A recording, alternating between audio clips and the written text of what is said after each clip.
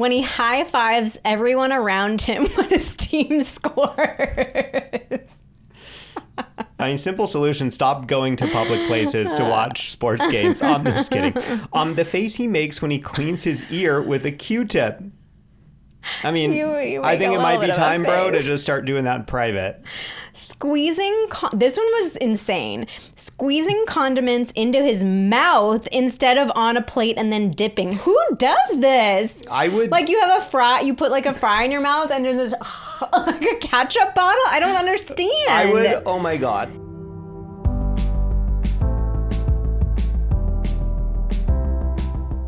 Hello and welcome to the Pillow Talks podcast. We're your hosts, Vanessa and Xander Marin. I'm a sex therapist with over 20 years of experience. And I'm just a regular dude. We share the ups and downs in our relationship while giving you step-by-step techniques for improving yours. Make sure you subscribe for your weekly double date full of totally doable sex tips, practical relationship advice, hilarious and honest stories of what really goes on behind closed bedroom doors, and so much more. It's the sex education you wish you'd had. Today we are doing a deep dive into the ick. So if you haven't heard this phrase before, it has been all over social media, and basically what it refers to is when typically it's been used in dating, like you're on an early date with somebody and they do something, and or they say something, yeah, typically it's this small thing that they do that gives you the ick. So all of a sudden you go from being into this person, attracted to them, curious about them, to like, ooh, I'm not so interested in you anymore. So it's like, it's a small thing, but it has a big impact. And I think the key thing with the ick is that it's like even if, you know, I don't know, I'm totally simplifying this, but it's like you're on a date with someone and there's like 9 things that you love about them and you're attracted to, and then there's like one kind of negative thing or whatever. It's like, if you get the ick from that one thing, what people will report saying is like, it doesn't matter to me anymore that there are these 9 things. No matter how positive these 9 things are, in a normal situation, these 9 things versus this one thing would totally outweigh the one thing. But now that I felt the ick, it's like, it doesn't matter how big or small, because usually it is really small. It doesn't matter how small it is. It doesn't matter how great those other 9 things are. It's like, it just kind of wipes them away in your mind. Yeah, and it really changes things. Like, no, I just can't keep dating that person. I got the ick from them. It's like a point of no return. Once you get the ick, there's no coming back from the ick. Kind of like, I can't see them the same way anymore. Yeah. I'm thinking about the ick thing all the time. So typically, like, the ick was first used in dating, but now we're seeing it talked about more and more in relationships too. People saying, yeah, my partner's like giving me the ick. Is that normal for my partner to give me the ick? Does it mean something's wrong with us or our relationship? Can we come back from it if I get the ick from my partner?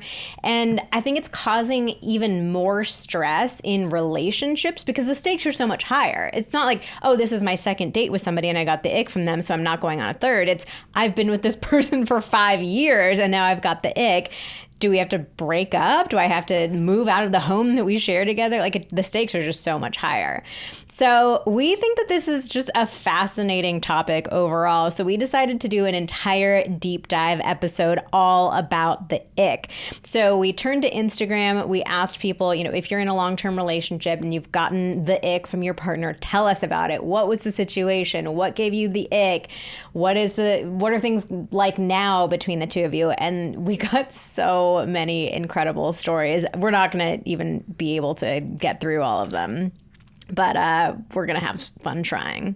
So if you're new here, hi, I'm Vanessa. I'm a sex therapist. I have over 20 years of experience in this field. And I'm Xander. I'm her husband. And I'm not a sex therapist, but we've been together a really long time. We've talked about all this stuff. I feel like I've heard close to everything now, but I am always still learning. So I'm trying to, you know, I feel like I have a little more of the regular guy perspective. Okay, so let's talk a little bit more about backgrounds about the ick. A couple of key things for us to recognize.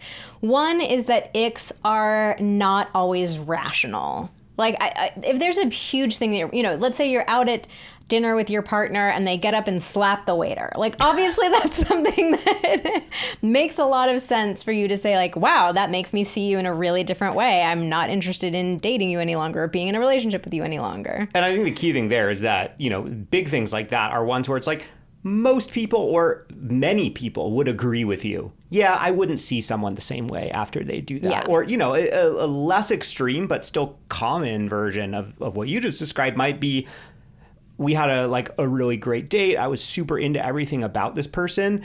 And then the check came and they were super rude to the wait staff. Mm-hmm. Something like that, where it's like, hey, it's understandable. Like, and it's an understandable thing to think, hey, the way that this person treats the staff is maybe a window into the way that they feel about people that work for them or people that are in lower positions than them or something. Mm-hmm. So that's just not something I'm very attracted to. Yeah. Where it's like, that wouldn't really be the ick. That's like, you go talk to your friends. Most of your friends are probably like, yeah, I probably wouldn't go on a second date with that person. Yeah. Whereas an ick type thing, you go talk to your friends about it and like, many of them might be like, oh, yeah, I wouldn't have thought anything of that. We also got people asking, like, well, what's the difference between a red flag and an ick? Red flags are definitely much more around differences about like core beliefs, life values, and of course, any sort of abuse, like verbal, emotional, physical abuse, like those things all would fit into red flag territory, which is like, that's a no-go, time to end the relationship, stop seeing that person. Or a red flag, great example of red flag is the thing I just described of like, oh, super rude to the wait staff, or we were traveling and they were like super rude to everyone at the hotel or something like that. Yeah. So, and icks are much lighter things. Like they're frustrating, they're annoying, they're turnoffs, but they're not necessarily things that like have directly harmed you. They're not abusive in any way. They're more kind of like lighthearted things. Inconsequential. Yeah, to that might most people. Yeah, or that may be a better way of putting it. The other important thing to recognize, and this is why I think it's become so harmful in relationships. So the truth is that nobody is ick free. Like, we all do things that are annoying and turnoffs and gross. Like, nobody is perfectly polished and prepared and, all the time. So I think people are getting themselves so worked up about getting the ick when we need to recognize, like, getting the ick is a normal part of being in a relationship. It's the normal part of being human. Yeah, how could you not? Especially when I think another characteristic of the ick, obviously, if you have felt the ick from something that somebody did in the past, then ooh, yeah, I got the ick when somebody did that. But most situations, I think that people talk about the ick, it's like it's something they didn't even know was going to bother them in advance. Mm-hmm. And all of a sudden it's like somebody does something, you're like, ooh, I've never experienced anything like that. Or maybe I've seen that in the past and it didn't bother me. And the way this person said this one thing was just like, whoa, all this, new ick unlocked. Yeah. So it's like, if you don't know what they are in advance because they're not common things, like, are you respectful to people? Are you like constantly talking about your exes or, whatever is like red flag type things or things that many other people would agree. Yeah, okay, that's a pretty acceptable thing for you to not be interested in this person for. Like, if you don't know what the things are in advance, then like how you can't control or ever get to a point with someone where you're like safe from the ick. Mm-hmm. Okay, we made it 5 years and I haven't gotten the ick, so we're good. Remember that doctor's appointment you were supposed to make a while ago? Uh-oh. The one you meant to book, but you got sidetracked. You completely forgot about it until now. Now it's going to take forever to get an appointment. Maybe it was that dentist appointment for your biannual cleaning, the overdue annual checkup that has been like 3 years in the making, or the dermatologist appointment for the rash that's been looking a little off. Well, we are excited to tell you about ZocDoc. ZocDoc is a free app and website where you can search and compare high-quality in-network doctors and click to instantly book an appointment. They have over 100,000 doctors across every specialty: mental health, dental health, primary care, urgent care, and more. And ZocDoc just makes the whole process so easy. I know it's really easy to get stressed out when you have a medical necessity, but they just have these incredible filters. You You can find doctors that take your insurance, are nearby, are a good fit for the specific need that you have. They're actually taking new patients. Yeah, and highly rated by actual verified patients. Plus, you can see actual appointment openings. You can choose a time slot, click to instantly book a visit. You can often get appointments within just 24 to 72 hours of booking, sometimes even same day appointments. The next time we need a doctor, we are definitely turning to ZocDoc to get rid of all the excuses and prioritize our health. So stop putting off those doctor's appointments and go to ZocDoc.com/pillow to find and instantly book a top-rated doctor today. That's ZocDoc.com/pillow. ZocDoc.com/pillow.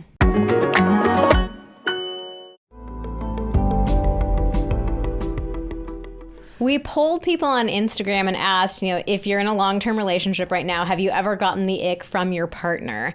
10% said yes, often. Oh. That's pretty. 1 in 10 people are often getting the ick from their partner. 39% said yes, regularly. 38% said yes, but rarely. And only 13% said never. So 87% of people have gotten the ick from their partner. Pretty wild.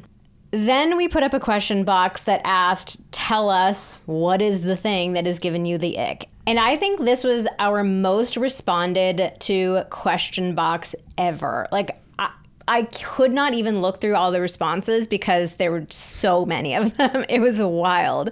So we found 5 most common icks, the ones that just came up over and over and over again. So Xander, why don't you share with us what are the most common ones? All right, number 1, bad breath. I'm 100% on board with this. I mean, sometimes breath is not I think breath is a tricky one because it's like sometimes we're like, it's not minty fresh, it's bad. But it's like, is it? Yeah, if it's really truly horrendous, that's tough, especially for being in close quarters, kissing, all of that. All right, toenails or just nails in general. So that could be clipping them in random places, peeling them off, touching your partner with your nails, like touching your like scratching at them. I think I might have an ick around nails. Yeah. Sorry to our YouTube audience. It probably just saw my foot scratching at the camera. Little free feet for you. Oh, and then finally chewing off fingernails. Oh, yeah. I had a very short period of time as a kid where I chewed my fingernails. Oh, I never was a nail biter, thank God. And I don't know. So gross to me. I don't know if this just happened naturally or in response to me chewing my nails, but I feel like ever since I did that, my nails got thicker such that I can't chew them, which is great. Can't chew them. I mean, they're like really thick. It's like, but your teeth are very strong. You could bite those nails if you wanted to. Oh God, I don't know. I feel like I used to be able to, and I got a point where I was like, this is not pleasant. Like they're too thick. Some really weird tangent. Okay. Open mouth chewing or chewing too loud. Yeah. I am guilty of this sometimes. So you know who's really guilty of this? Who? My father. And that's where I get it Call from. him out. I can't say anything. I'm not saying anything. My dad is really guilty of this, and I had a bad example. You're pretty bad. I know. I have to. It's so bad that I have to have a secret signal when we're like out at dinner with other people, where I'm like. But here's the thing: I am aware of it, and I do when I do realize I try to cover my mouth. It's bad. All right, you're also bad at the next one. Farting.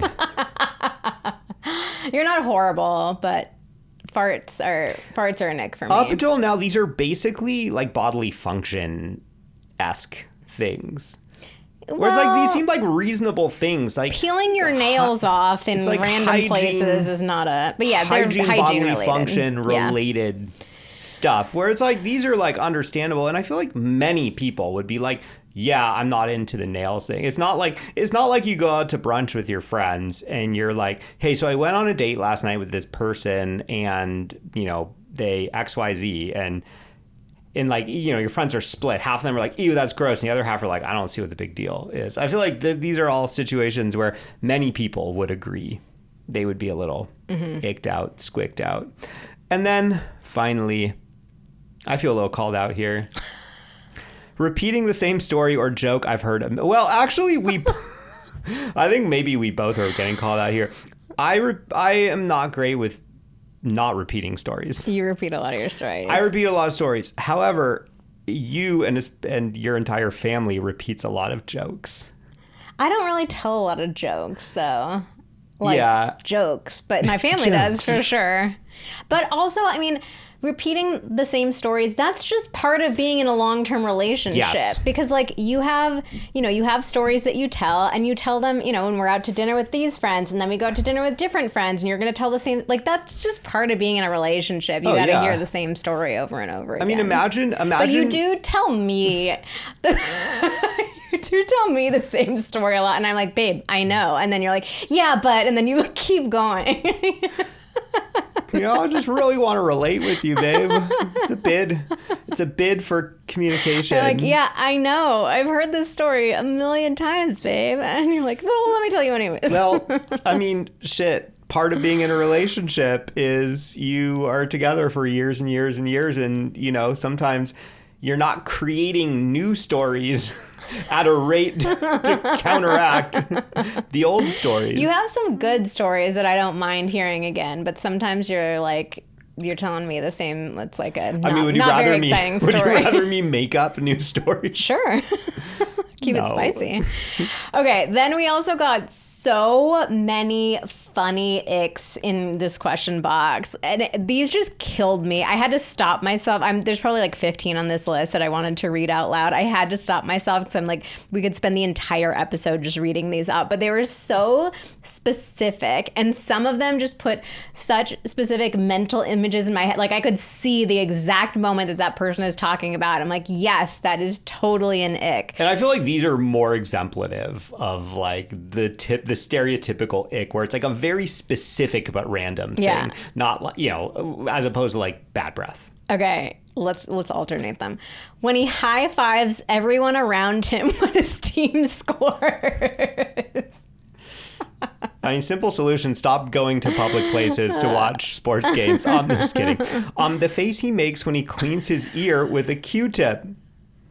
I mean, I think it might be time, bro, to just start doing that in private. Squeezing, this one was insane. Squeezing condiments into his mouth instead of on a plate and then dipping. Who does this? I would. Like you have a fry, you put like a fry in your mouth and there's like a ketchup bottle? I don't understand. I would, oh my God. And you would get so much of it in your mouth, like, and all over the plate. I don't understand this one.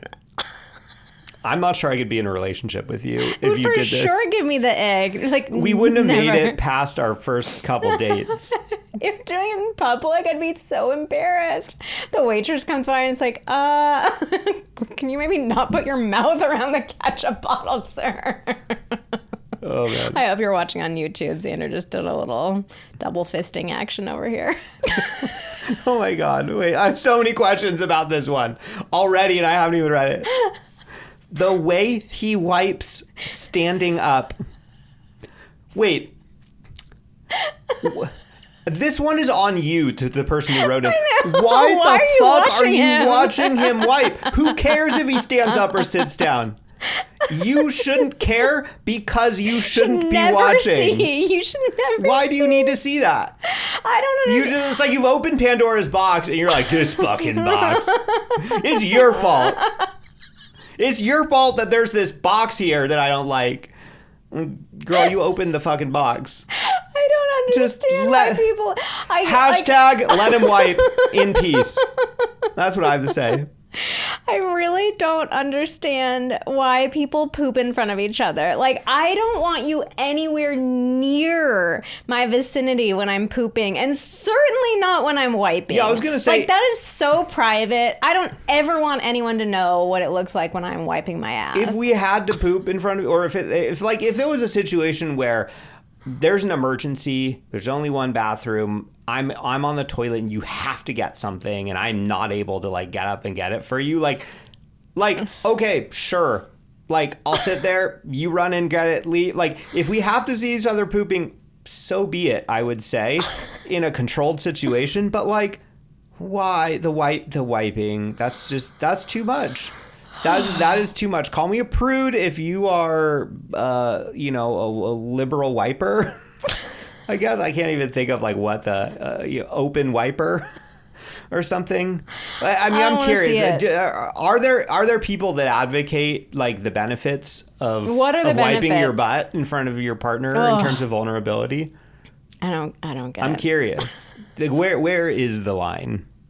But also, I'm curious about this one. Is it just that he's standing up while he's wiping? Because I know there's a big debate between people like sitting down versus standing up wiping. And typically, people don't even know that the thing that they don't do is an option. Like people who sit are like, wait, people stand to wipe? And people who stand are like, people sit to wipe? Like, it doesn't make any sense. So I stood my entire life until about 2 years ago, I want to say, when we did a poll. We somehow we're talking about this on Instagram, and people were like, "Oh my God, you can't stand like because then like your cheeks go together and smushes the poop all around or something." And I was like, "Wait, you can sit like aren't I gonna like get the toilet off balance or something? Like putting all my weight on one side?" But I do it now, and I honestly cannot say if it's any better or not, but I do it because I feel like I got shamed by our Instagram audience and you got shamed into sitting down. So I now poop. Wait, I do poop sitting down. I do wipe. I now wipe. He poops standing up, but he sits down to wipe. Yeah. No, I poop sitting down and I wipe sitting down. I didn't shame you about that though.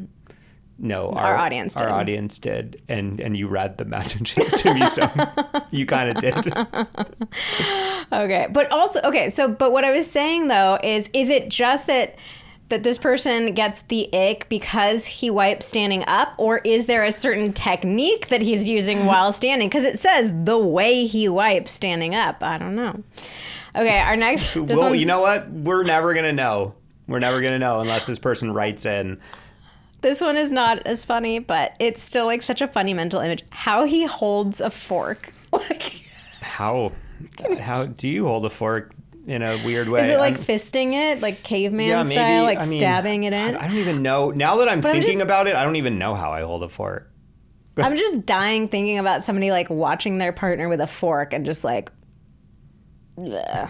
You know, it cracks me up. This to me, this is such a good example of one because like I'm like I can't really imagine a way that you would hold a fork that I would be grossed out by. Maybe I'd be like, that's weird, whatever. But like actually turned off, like I don't want to have sex with this person. I really can't think of a way. And this person, for them, they're like, nope, doesn't do it for me. All right, you're next. Watching my partner run, that's sad. I mean, that's so funny, though. It's specific, but it's also broad. Like it's also broad. At least it's not watching my partner walk. Like, man, you're screwed if that's the case. I mean, maybe you guys don't run around each other very much. We don't really run around each other unless we're like late for a flight or something at the airport, or like a quick little jog down the hallway to like grab something on our way out the house. Oh, your jog is kind of weird, actually. I mean, I'm just trying not to like slam my feet on the hardwood floor in our house. Trying not to bother our one dog that likes to bark at me if I run past her. All right, saying after every time he takes a drink. Wait, do it.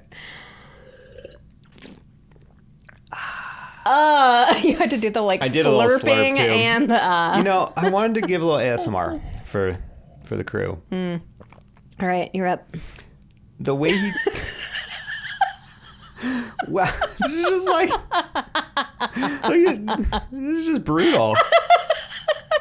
This is brutal. It's so good. The way he kicks his feet in the pool when he's treading water.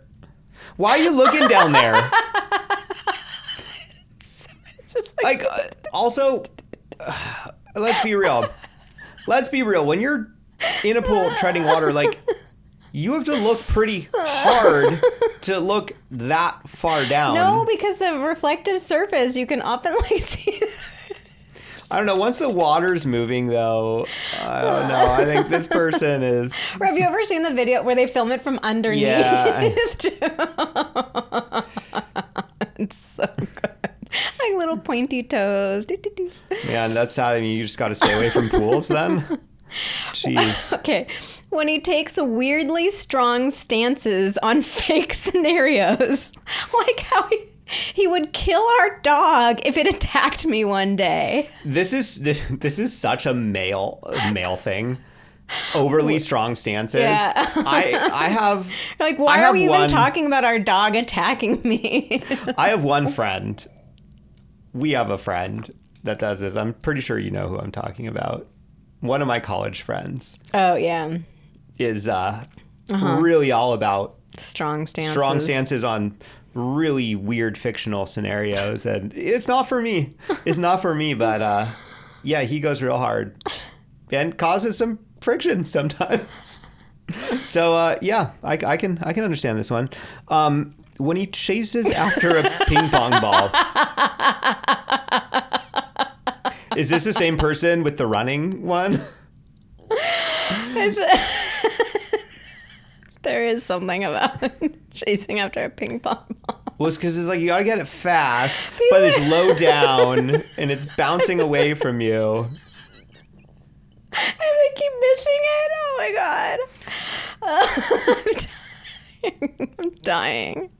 These are so good. Like, I just want the entire rest of this episode just to be us reading these, but we have to move on. But this last one... Oh, but there's one more. This last one's really something.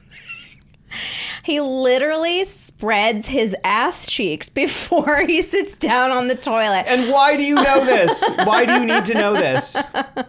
You know what's funny is when sometimes we post reels on Instagram and people post that New York Times headline, but like, we should know less about each other, for like, ones like where it's like, oh, having sex in the middle of the day or something.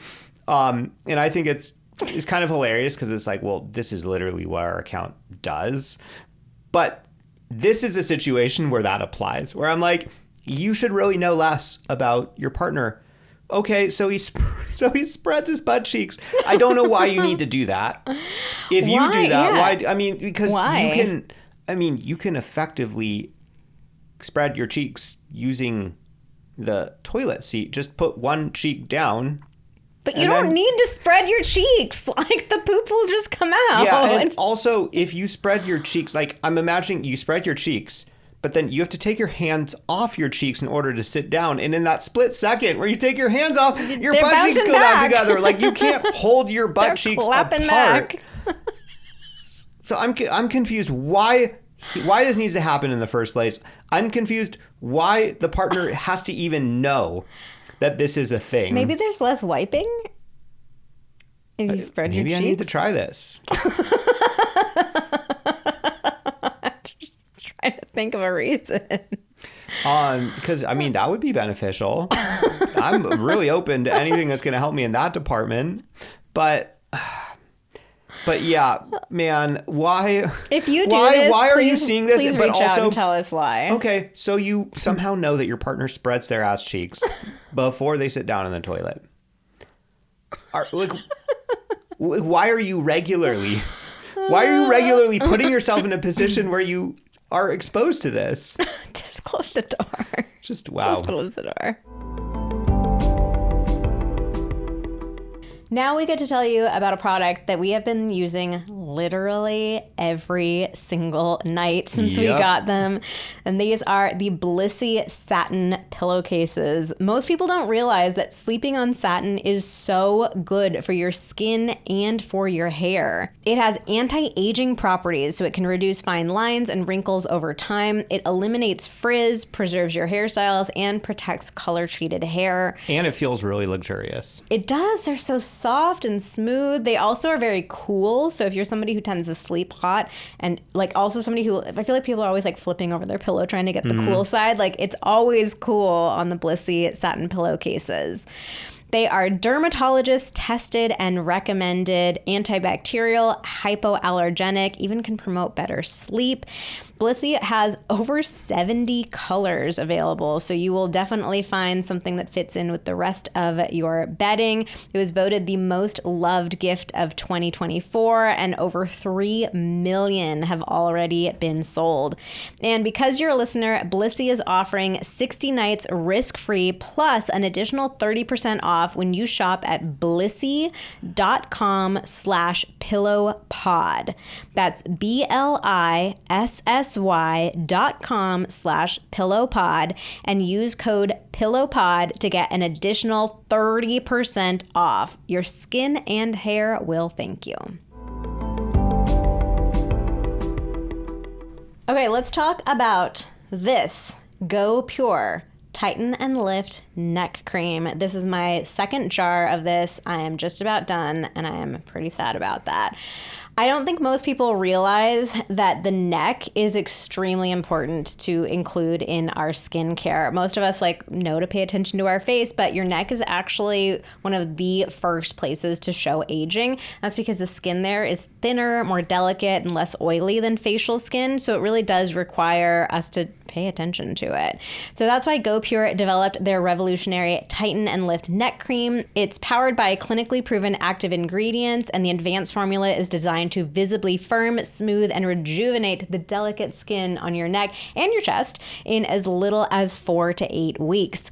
For a limited time, our listeners can get 25% off Go Pure with code PILLOW at checkout. So we're highlighting this neck cream, but they have a ton of other incredible products too. With over 1 million jars sold, this beauty secret is no longer a secret. For a limited time, our listeners get 25% off Go Pure with code PILLOW at checkout. Just head to gopurebeauty.com, use code PILLOW, and you're all set. And after you buy, do us a favor. When they ask where you heard about Go Pure, tell them it was from Pillow Talks. Okay, so we've basically already answered this, but a lot of people wanted to know if we give each other the ick. And yeah, you definitely do things that have given me the ick. But I would say it's a light ick for me. I don't get an ick in the sense of I can never unsee that. That has completely changed the way I see you going forward. I can't forget about it. Whew, so actually, I don't know if I would call it an ick. I get a little grossed out by you. I get a little turned off by you, but it's not a lasting can't stop thinking about it. Yeah. Can't get out of your head. Okay, so the two things that you do. Okay, yeah. Bring it. Well, there are a few, but do these they are have the two to that do come to with mind. the way I use the bathroom? No, thank God, because that door is closed. Okay, one is when you are watching reels by yourself, you do this really creepy, high-pitched giggle, and I really don't like it. And it's definitely a turn-off. And it'll linger for a little bit where I'm like, oh. And so I've asked you to stop. It's not really easy to do because it just happens subconsciously. It's just, and it's sad that it's a moment that's bringing you joy and happiness, but it just, you don't laugh like that any other way. I like your laugh. I think you have a nice laugh, but there's this weird giggle that comes out when you're by yourself watching reels. If we are together watching reels, you don't do it. It's just when you're by yourself. So I don't understand it and I don't like it. And you also do this creepy thing with your toes where you mash your toes together and you're squeezing them off each other. I don't know how to describe it. If you're watching on YouTube, you can. No, they can't. Put them in the air. Put one in the air. The camera doesn't. If it's going to focus on my toes might just be wildly out of focus. They might be on your camera. He rubs your big toe and your second toe together, back and forth. It's as if I'm trying to cross my fingers. Yeah. But with my toes, and I can't fully do it. So they just. I don't like it. But that one, that's just voluntarily, gross. But involuntarily. I'll just look away, and it doesn't bother me, and it doesn't linger. Same thing with farting and stuff. It's just it's a second of oh, gross. But then it's not like I'm not wanting to have sex with you because you farted earlier in the day. Whatever. All right, what do I do that gives you... Do I give you the ick? No, you don't, actually. Yeah, I don't know. I was just like, I'm not really grossed out. Do by it. you. There are things that you do that annoy me, but it's more like But is it, things like, that I turn notice off? later. Like the way. No, it's not turn off. It's just like I don't do anything to turn you off. turn Has me to off. be. My mind just doesn't really work in that way. I don't think. I don't do anything that turns you. That doesn't make sense. I have to do something that turns you off. Well, it turns me off. I guess when I hear the word turns me off, I'm thinking I have to be turned on first to be turned off. No, you can start from 0 and be turned off. I don't know. I think I'm pretty into you. I mean, I'm pretty into you too, but you do things that are... Maybe there's moments where I'm like not wildly turned on, but I know that I could be if we do certain things. But is it something that I'm doing that's like, I don't know. I can't really think of anything. There's plenty of things that you do that annoy me, like the way that you when you're making a piece of toast, you very often go to the sink and scrape you don't like scrape that. the like burned off parts with a knife, and then you just leave the crumbs, the resulting crumbs, in the sink, and the sink is already a little wet, and so then a couple hours later it looks like something died in the sink. And there's all this shit stuck to the sink, and I don't love that. Or there's some random things you do with the sink that bother me. yeah, you have some weird things about the sink. Yeah. Okay, but it doesn't like turn you off. This is You know interesting. what? Okay. The closest thing, I mean, you asked me to stop complaining about this, though. It's the smell of your protein powder, of one of your 2 protein powders. That's not like something about me. But yeah, It's it doesn't turn protein me powder. off. It makes my stomach turn. I don't Like think I that feel counts. nauseous when I smell it. I mean, I didn't like personally make the protein powder. It doesn't say anything You about personally me. use it. Consume it. Yeah. Okay, so we got like the vast majority of our responses were from women talking about men, and I was thinking that's because the vast majority of our audience is women on Instagram. Which is true. But I wonder if men just don't get the ick. We should have we not polled that? No, I mean we polled have you gotten the ick, but I didn't break it out by gender. Man, we There gotta were ask. Okay, wait, hold on, let me go. There were 13% of people who have never gotten the ick, and that's about the percentage of our male audience on Instagram. We need to know. Maybe we should put this as a I know we can do the polls like in Spotify. Maybe this should be our poll. Like, if Yeah. you're a man, have you ever gotten the let us ick? know. Or hit us up on Instagram. We're at Vanessa and Xander if you're not following us there already. If you're not, you should be there. Yeah. Come check us out. Yeah, I wonder if maybe men just don't get the ick in the same way or Yeah. at all. You can't name a single. I could keep naming more if we gave me more time. I mean, do you want to know why I think this might be the case? Why? I mean, I think from a very young age, women have been socially conditioned to pick things apart, especially like looks and bodies and things like that. And women are very extremely harsh on themselves. And women are usually pretty harsh in their judgments on other women in terms of how they look and things they say, or, you know, whatever.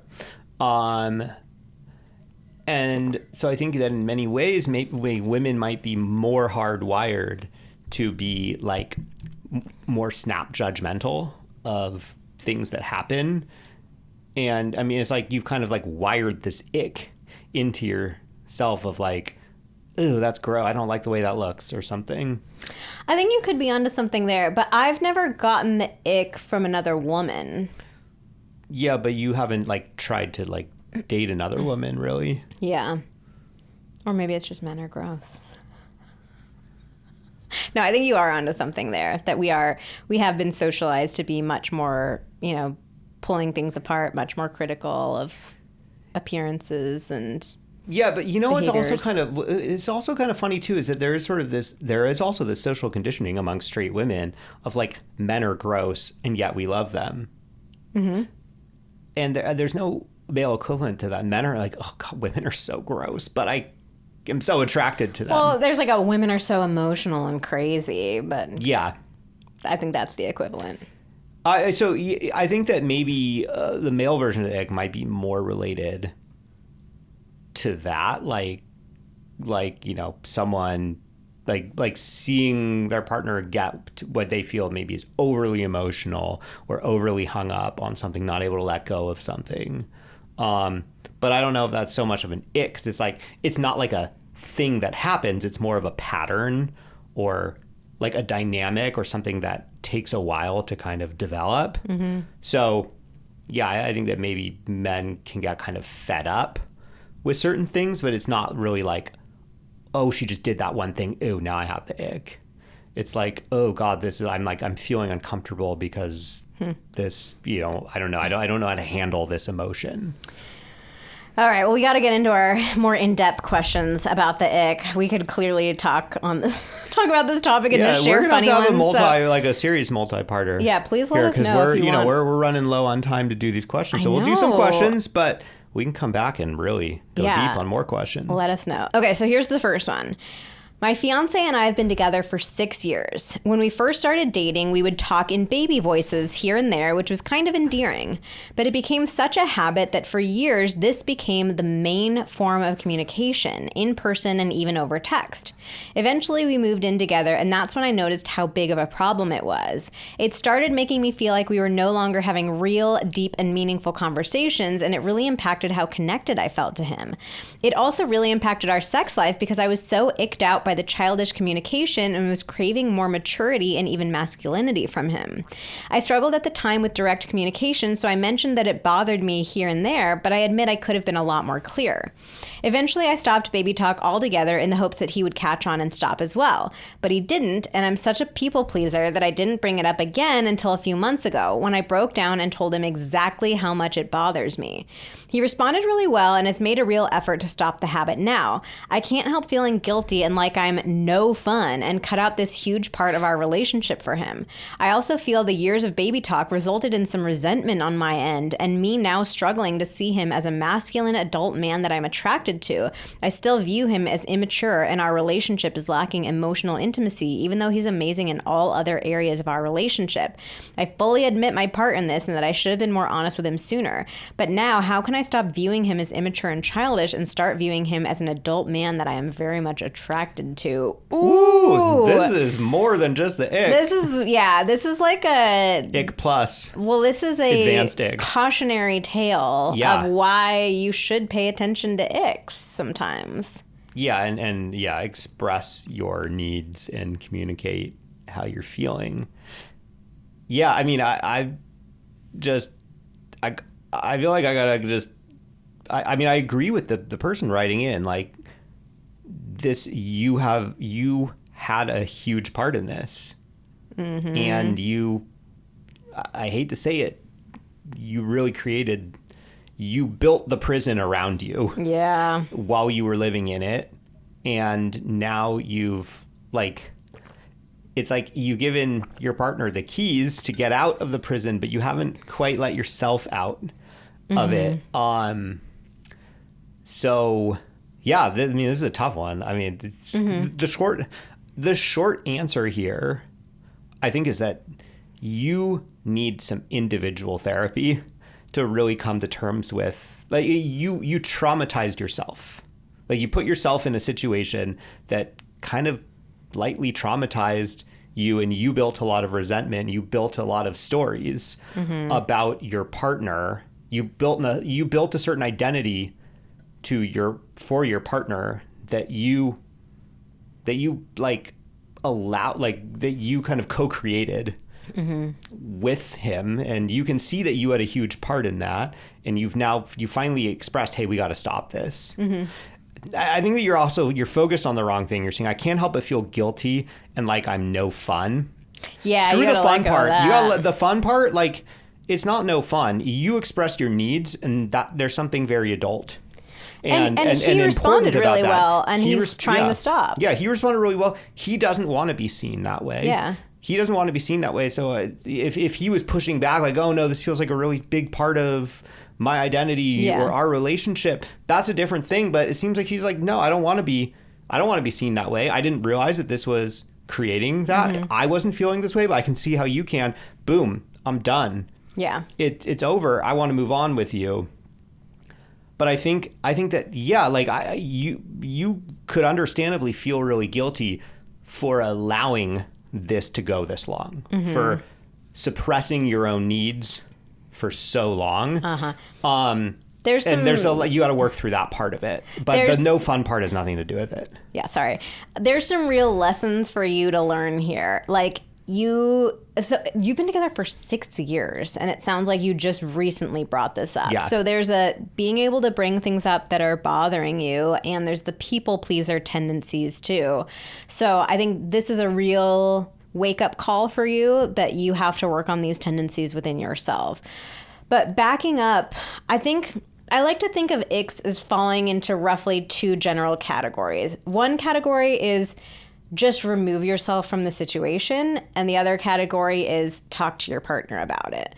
So with the first category, I do think like this is where we normalize, hey, we're all kind of icky people. We all do weird, gross, turn-offy things. Like that's okay. That's part of being normal and human. We don't need to be like perfect and polished all the time. There are certain times where the answer is like, okay, yeah, your partner does a gross thing, whatever. Close the fucking bathroom door so you don't have to watch him spreading his ass cheeks. I can choose to walk away when I see you doing your toe thing. Like it's not that big of a deal. It's like just remove yourself from the bad stimulus that you don't like. Versus there are certain things that fall into this category of, you know what, it is worth having a conversation with your partner. And not from a place of shaming them, making them feel like a bad person, but taking ownership of your reaction to it and making a kind and gentle request. So like this came up for us around farting. Like I recognized for myself, I'm like, look, farting is a normal, natural, human bodily thing. Like I don't want you to feel ashamed about farting. I fart too. So I took ownership over the fact of like, hey, so the perspective that I have is like the farting is normal, but I would love for us to like have some consideration around how we manage farting in our relationship. And so I asked Xander, I said, what if we came up with this thing where you're allowed to fart to your heart's content in bathrooms? Let it rip. I would appreciate if when we're together, you made an effort to maybe leave the room if you have to fart. And I understand sometimes farts just happen. Or try to do it quietly. Yeah, I'm not trying to like make you have, utter control over your body. If a fart happens, a fart happens. But like in general, could you try to like be a little considerate? So it was, I took ownership. I talked to you about it. I made some requests, and like now it's fine. It doesn't really, farting is not an issue in our relationship. And every now and then when something slips, you laugh. I feel like we've come a long way. Yeah. And so like I think the baby talk fits into that. Like just being able to take ownership of, hey, I know that we started off our relationship like this and it was really sweet and fun, but now that time is going on, I'm realizing like I prefer us just talking to each other normal. Can we do that going forward? So those are the 2 rough categories that I think we need to like think about icks in. But yeah, I think that the task for you now is taking full ownership over this, really looking at your people pleaser tendencies, your conflict avoidant tendencies, and trying to speak up much sooner when stuff like that happens. And in terms of like, okay, so seeing him as immature, I think that's work for you to do around try to notice and think about what are the things that he does do that are mature. You need to like gather evidence for yourself. You've been so hyper fixated on this baby talk voice, but I'm sure he is a mature person. So like gather some evidence in your mind of like, here's some proof that this is not true. I am a little curious though about our relationship is lacking in emotional intimacy. Like that could be a very valid thing. Like, do you feel like you don't have emotional conversations? Do you feel like you're not able to bring your emotions to him? He doesn't bring his emotions to you. You guys don't have like an emotional intelligence in your relationship. Like that could be something to focus on and to work on in your relationship. Or is it that you have for so long kind of associated the baby talk was sort of like your way to have these sort of like a shortcut around vulnerability a bit. And so I wonder like, are you truly not having any vulnerable conversations, or does it feel like you're not because you're not talking in baby voices anymore, and that you kind of tie these 2 things together? Yeah. But I do think that, and this is why I keep saying individual therapy, is like, I think you got to recognize that you did some damage to yourself and your perception of the relationship over the course of these years of suppressing your needs and your desires. And I do think that ultimately, like, yeah, you are going to need to talk through with a therapist. Have I done, like, is it, like, you're going to have to come to terms with, have you done so much damage to your perception of your partner that, like there's a possibility that you're not going to be able to be in a relationship with him. Like, I just want to throw that out there. Like, I think you have to come to terms with, did I take this too far? Like, am I going to be able to create a new story or new perception of this partner? I think that it's hard. It might be hard to admit, but I think that it could be very helpful for you to realize, I might have really screwed this up. And I think that if you can get to that point and examine that, that might be the real kind of sink or swim moment where you can start to figure out, okay, can I move on from this? Because I think it's hard. It's really hard to see our part in things, and you are seeing your part in things. And I think it's kind of important that you really are able to see the extent of your part, which was you really damaged things here. Yeah. Wow. Okay. I know. That was a big one to start with.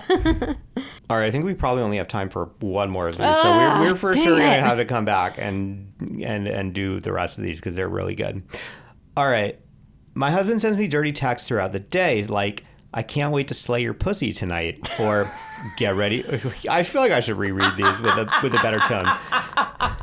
Can't wait to slay your pussy tonight. Slay. Oh. Or, that's not a word I want to hear. Slay it. Slay queen. Or, get ready for your meal tonight. These are usually midday when I'm either running our household, working, overwhelmed with the kids' extracurriculars in the evening, usually when I'm sweating. Wait. This sweating? Wait, what? I get the other parts of that. What does the sweating have to do You're with the dirty text? You're usually sweating when he texts you, or do these texts make you sweat? Maybe we will, or maybe we won't come back to the sweating. Only dirty text me when I'm sweating. Sweating might be the key here. There's some internalized shame when it comes to sweating. I always find myself rolling my eyes and sort of grossed out. I love my husband and I'm attracted to him, but these comments feel sort of disgusting to me. I love that he thinks about me all day and that he's attracted to me, but those comments actually turn me off. I've told him in the past that I'm usually in the middle of caring for our children or folding laundry after a workout, making lunches, and these texts come at a time where anything more on my list feels like an unwelcome chore. Oh, okay. That's interesting. We'll tag that for later. He replies by telling me I used to be fun and that it would make him feel good if I engaged in the text, and that I should be grateful that my husband is attracted to me this way and still obsessed with me. Okay.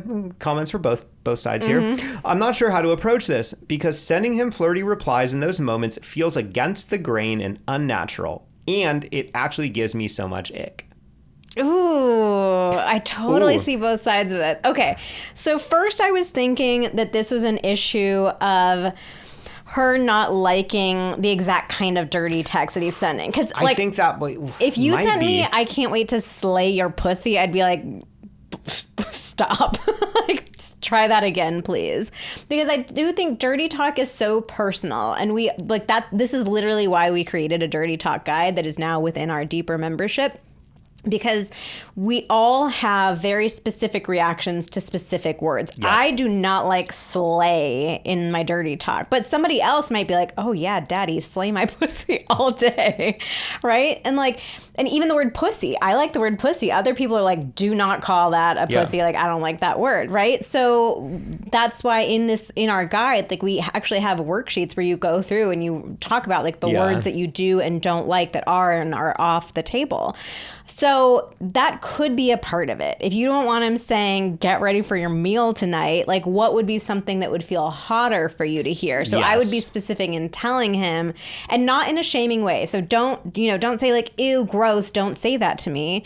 But you could say, like, if I was telling you that, I'd say something like, hey, I love that you're, feeling excited and like wanting to connect with me. You know, it would be really hot if you said this phrase. So like, I'm giving you the phrase that I like, but in a way that's like fun and exciting and making you feel excited to use it. If you shame your partner and how they're currently dirty texting you, like, it's going to just make them feel bad, and they're probably actually not going to change their behavior. But if you make it feel like this fun, sexy, exciting thing to change it up, then you're more likely to. So it is fine at a certain point, just like the last person. It's at a certain point you have to say, hey, I've had enough of this baby talk. Like, it's just, this isn't working for me. But like this, it feels like we've caught this one in a moment where it's like, hey, let's try to pivot the person into some better dirty talk. So, try to give them a number of positive feedback type of ways to get them using dirty talk that's actually going to feel dirty in an exciting way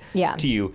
Eventually, though, if that is just not getting through, I think eventually it does become okay to be like, look, here's the deal. Like, I wouldn't shame them, like, how dare you send me this message? But like, hey, I've been really reflecting on this dirty talk thing, and there's some specific phrases or energies that are just not really turn-ons for me. And so let's talk about how we can change that up. So it's eventually that's fine. Yeah, but I would start with making it positive and like giving, hey, it would really turn me on to get this text from you. Yes. But then as we continued reading, it's like she's saying, well, I'm doing other stuff. I'm running our household. I'm working. And it feels like this sort of bothersome intrusion for her. And I think what he's hearing is, don't text me at all. Don't dirty talk me. So I can see both sides of this here. On the one hand, I have had the experience too of like, you're knee deep in something. Maybe you're doing some chores that just feel gross. Maybe you're sweating and you feel gross. And like, there are times when I don't love to hear like dirty talk from you. It's just like my brain is in such a different place. It's hard to let that in. So there could be maybe a solution here could be that he shoots her a text and just asks like, hey, what are you up to? Or was thinking about you. Something to kind of test the waters. Yeah. And then she could say like, I'm really sweaty right now, not open to anything. Yeah, knee deep in chores. Yeah, I'm like stressed out. I'm working really hard. Or she could say like, oh, not much. I'm thinking about you too. So it's like he's putting a toe in and saying like, hey, let me test the waters here. Like, are you open to this? And she's saying, yes, continue, or no, not right now. So that could be something.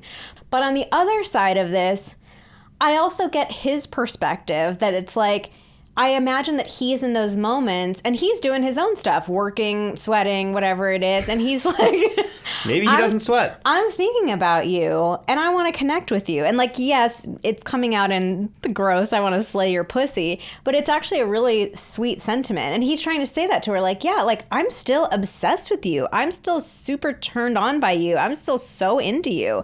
That is a great thing.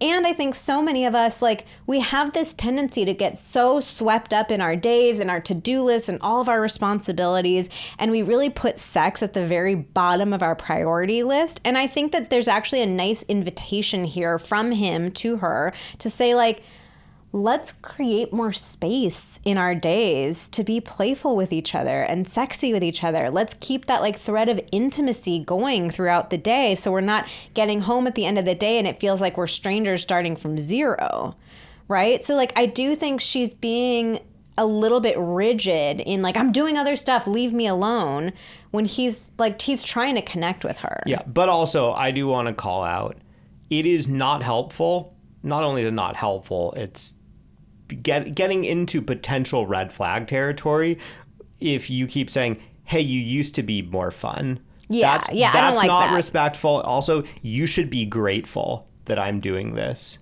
for you. That starts to feel a little icky. Like, yeah, no, I get, like, I don't love that he said you used to be fun. And you should be grateful that I'm doing. The grateful thing, it really depends on the tone. Like, I do think he has a point of like, yeah, like, isn't it a great thing that I'm still, if he's saying it in a like, isn't it a great thing that like I still am so attracted to you? Yeah, and, like, she might be interpreting it as him saying you should be grateful. Yeah. If he's literally saying like, you used to be so much more fun, and furthermore, like, you should be grateful that I'm doing this because I'm still thinking about, I could be out there with a side chick or something. That's like, the tone really matters. That's not okay, here. but yeah, I could see she could be interpreting it as he's like, hey, like I'm just like obsessed with you. I can't stop thinking about you.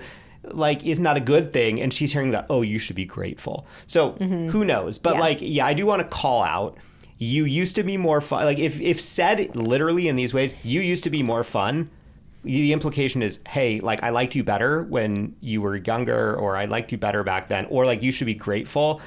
Those are getting into red flag territory. I could imagine him saying it though as like, oh, but this used to be such a fun thing that we did together. That we never know. There's two sides to every story. The other thing that I want to call out here is, I think that this person, she really needs to do some thinking. I feel like she's kind of trying to play both sides of this in a way that is not setting her husband up for success.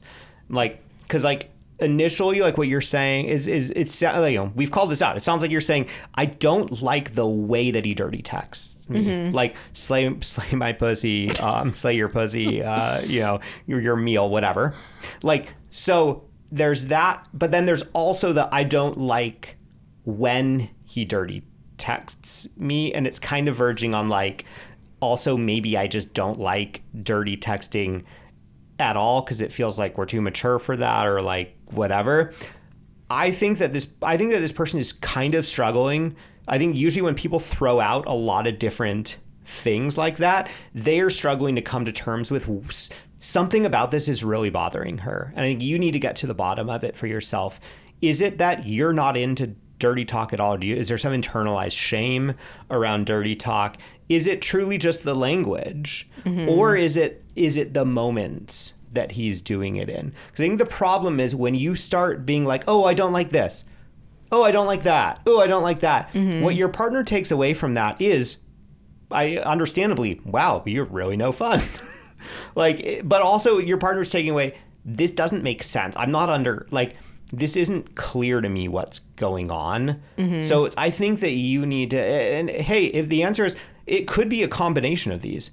I don't like when you dirty text me in these specific ways, and I don't like when you dirty text me at these times, in these moments. That is fair. But I think that the key, I think where men especially go really wrong is when they're hearing inconsistency in requests from their partner. They're not hearing clear requests.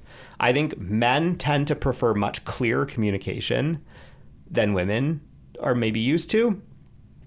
And consistency. I think when men hear an unclear and then over time inconsistent requests, they kind of we're more likely to kind of throw our hands up and be like, I don't really believe you, or you're not making sense. You're more likely to just disregard the person because you're like, I can't really take you seriously because I don't know what you're asking for, and you don't seem to know what you're asking for, and you seem to be they're in conflict with each other. Yeah. So just disregard. Yeah. So I think you really got to figure that out. What is it that you're actually asking for, and give him a clear request. Yeah. Don't give him 3 semi-competing pieces of feedback. Oh my gosh, guys, we have to stop here, but we have like literally 10 other questions that we really wanted to get to. We're for sure doing part 2, maybe 3 of this. Yeah, I guess maybe the question is like, do you want part 2 next week, or should we like hold off for a few weeks and come back to it? Let us know on Instagram. We're at Vanessa and Xander. All right, well, that is all for today's episode of Pillow Talks. Thank you so much for listening. Join us again next week. We release new episodes every Thursday.